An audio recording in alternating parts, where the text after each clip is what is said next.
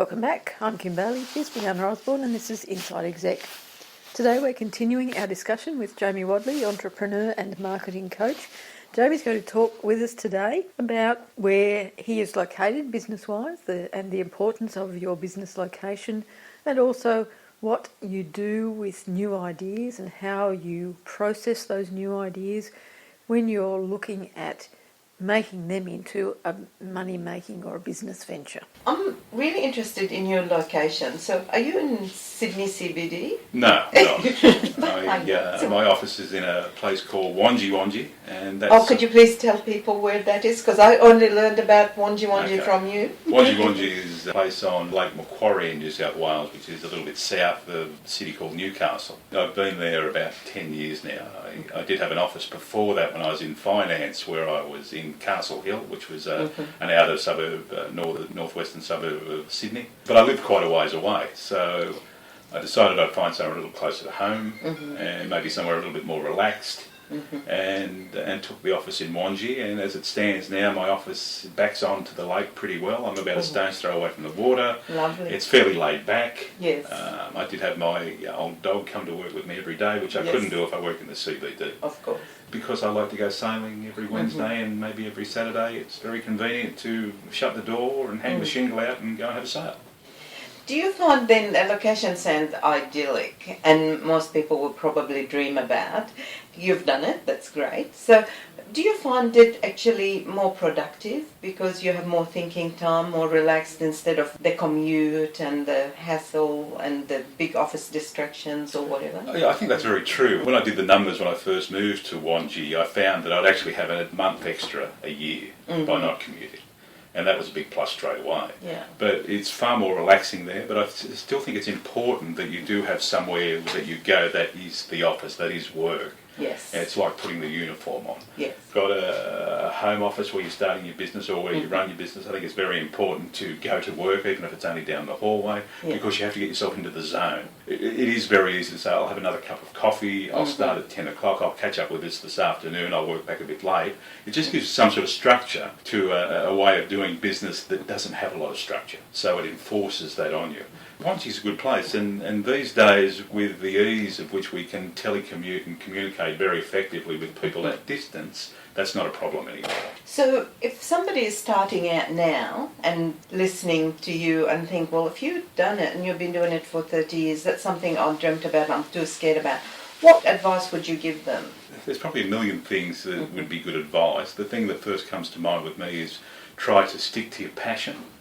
Because when you are master of your own destiny, you really need to be thinking of what you're doing every waking hour.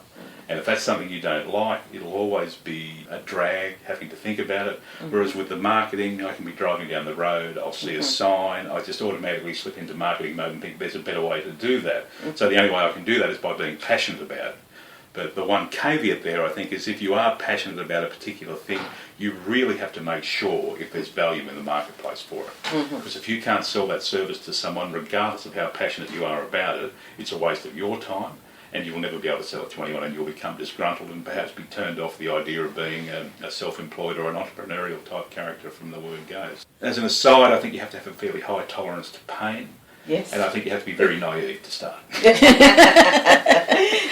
So you can feed your passion and not be put off by obstacles that... Well, obstacles are always there, but this is a you've little got bit to get over it. Exactly. Exactly. It's just like life, really, when you think about it. It is. But the journey can be difficult sometimes. The road can be winding, but at the end of the day, I think it's very, very rewarding, and not just from a financial point of view, but from a self-fulfillment point of view. So I recommend it if you've got an inkling that way.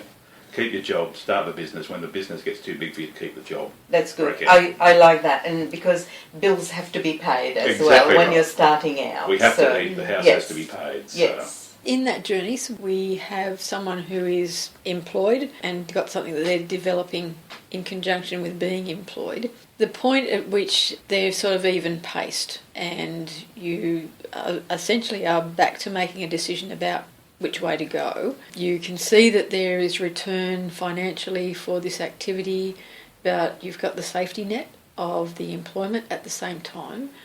What would you see as triggers for making a decision to go one way or the other? Can you inject some sort of trigger for yourself to, or dare I say it, goal? I'm in charge today, Oh, so so- we're so- allowed to say goal. Is there a point that you know when to leave the job, when to go full-time with the business? I think you have to decide when you first start your business when that point will be. But with me, I'm a bit of a numbers sort of guy, so I'll fall back on the numbers. When it's making me more money to do the business than it is to stay employed, or where it's costing me more money to keep the job than it is to move out, that's probably the time I'd really consider going for it. But of course there's an element of risk once you take that on. So you have to be ready for that risk, and maybe when that point does arrive, you want to give it a 3 or 6 month or maybe even 12-month window where you can see, would I have been right had I have gone now? Give yourself a little bit of a track record to see how it would have gone and make the call from there. But you have to be ready, because there's no backpedal after that. So you have to be ready, and the numbers have got to be right. For you, obviously, for the person making the decision.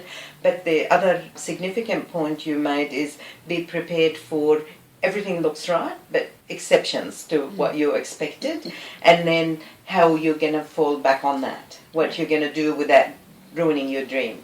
You gave up your job because the numbers looked right, your passion is there, the market is there, but you're starting getting challenges. Well, expect those, because they're going to happen, and be prepared financially and determination-wise. Yeah, I think that's very true. You have to be prepared for a little bit of anguish along the way, because that's the nature of things. But the more prepared you are, the less bothersome and the less trouble those things will be.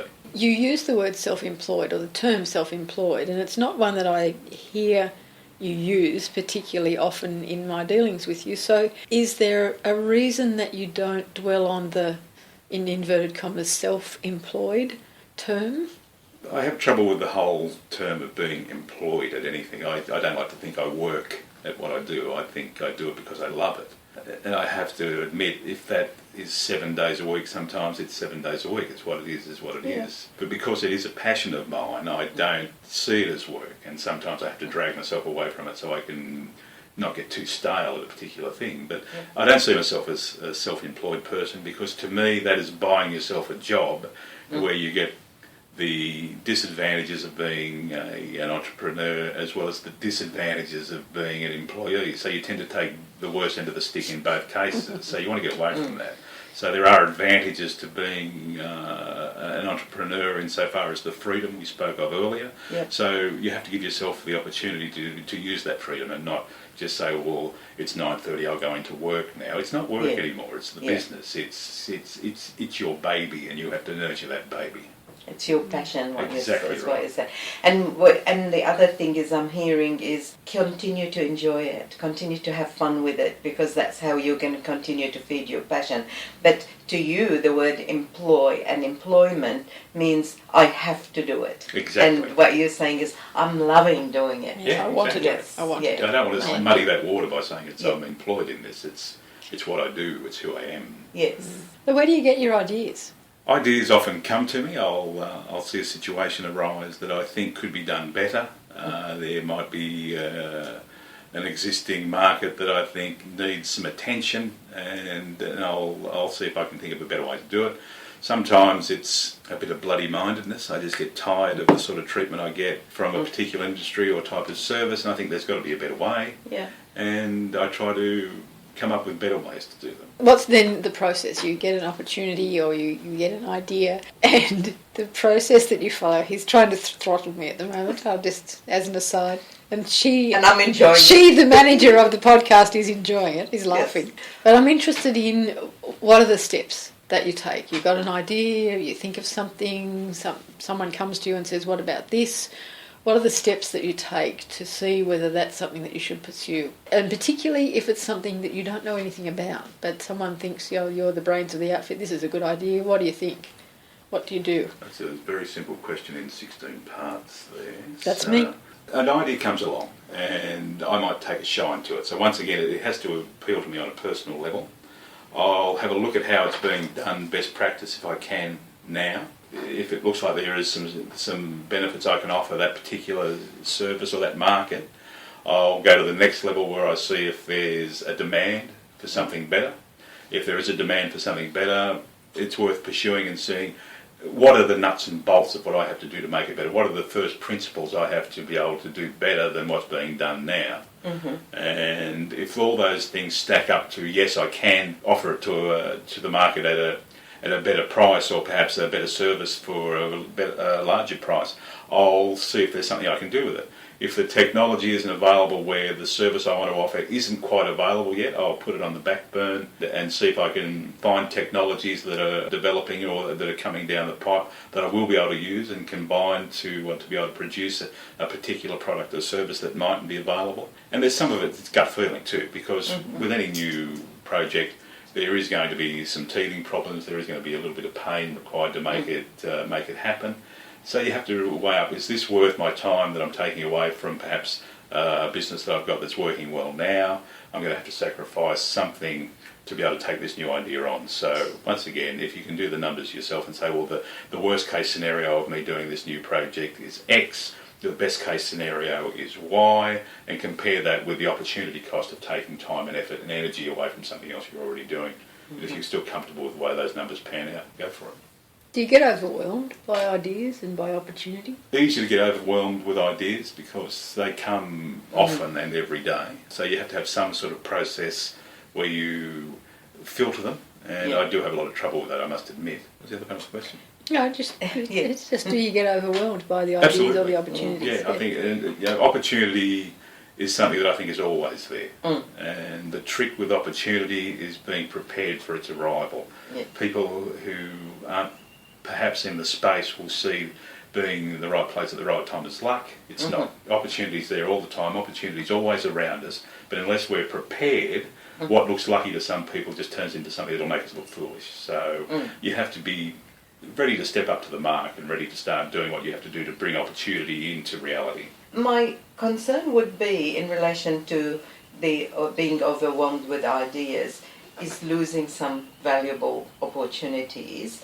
And those opportunities, I'm not talking about money, I'm not talking about business, I'm talking about that fulfillment factor. Sure. So, for example, one day you've got about, well, not in the same day, but you've got a whole lot of ideas, and there's about 20 quite different ideas. And you did what you said, you went with your gut feel, you looked at the one that's most likely for now, done your research, best practice, all of those things, and went with it. What happened to the 19 others? Would you at any time just write the headings there and a trigger for you to visit another time? Because amongst them, as you said, there's only one of you by choice, and you don't want to lose those. Maybe you could reflect on them another time and say, now the time is right for this one, and I've put that one to bed. Do you have a system? No. Can you tell that both of us come from the corporate world, and he's definitely the entrepreneur?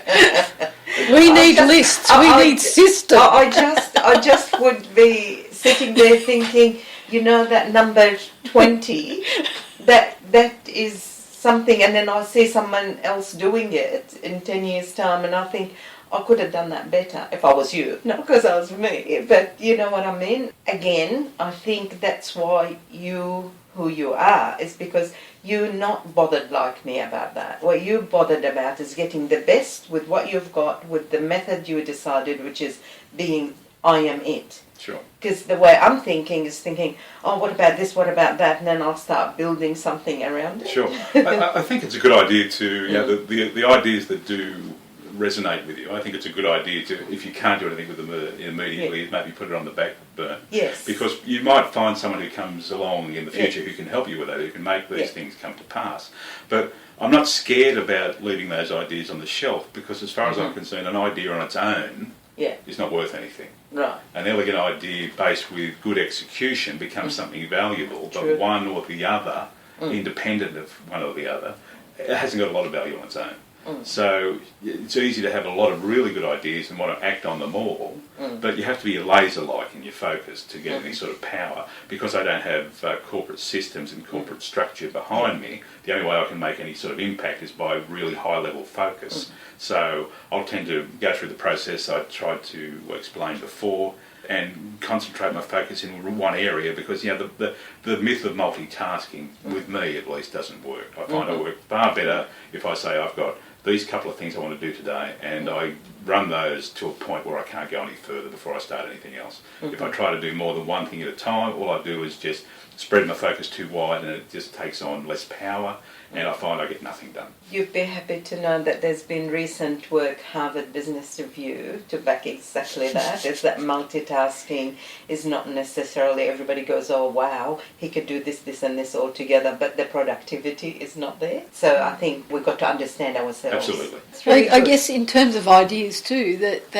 the benefit of being an entrepreneur and not being in the corporate world is that you don't have to ask for anyone's approval to Yes. work on this particular activity, that you can look at a number of different ideas or opportunities and make those decisions far more quickly than can be done in the corporate world. So it is vital that we encourage entrepreneurs in our economic structure, because otherwise there would be no development, no new things coming along, no new opportunities, no new ways of doing things. It's true, because the only person you have to satisfy is you, as far as your priority list and as far where the time goes, where your funding goes. But in a big organisation, you have to satisfy multiple bosses. Really, Absolutely. and multiple demands. Well, I take it then you're not looking to go back to the corporate world anytime soon. I said before, I'm unemployable, so there's no way I could get back there even if I wanted to. Well, no, that's because you don't want to go. It's been very, very good hearing the sort of things that somebody thinking of going on their own, and there's a lot more people doing that now. Again, it's due to technology mainly. Absolutely. It's the ability to get research done. Like, I remember when I first started work, which is many, many years ago, to get research done was not so easy. You couldn't just tap something in there in Absolutely. a computer and get We used to employ people whose job it was. researchers. They were research Yeah. officers, yeah. That's And right. That's what they did. So that would have been very, very difficult for me to do what you're doing without, when you say, I'll check what's best practice and all of that. Sure. In the past, that involved knowing someone, making phone calls, costing the phone calls Absolutely. and all of that.